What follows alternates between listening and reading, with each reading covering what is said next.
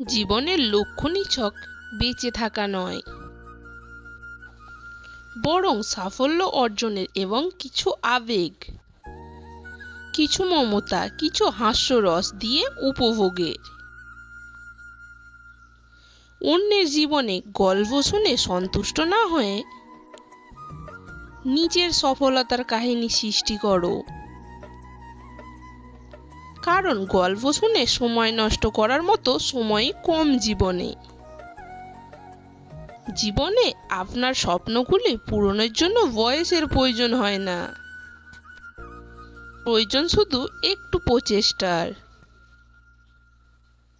জীবনে কার কার সাথে আপনার দেখা হবে সেটা ঠিক করবে সময়। কার কার সাথে সম্পর্ক রাখবেন সেটা ঠিক করবে আপনার মন।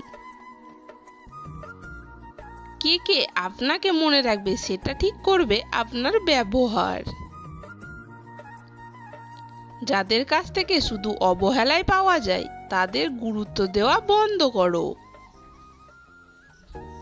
কারণ তোমার নিজের ও একটা আত্মসম্মান আছে।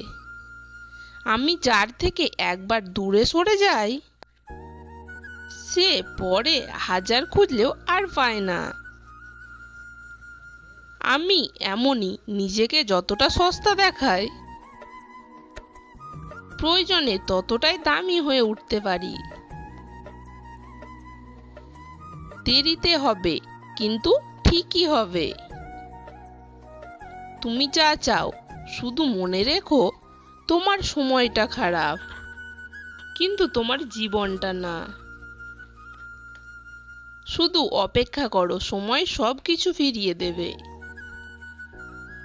ভালোবাসার মাঝে হালকা ভয় থাকলে সেই ভালোবাসা মধুর হয়।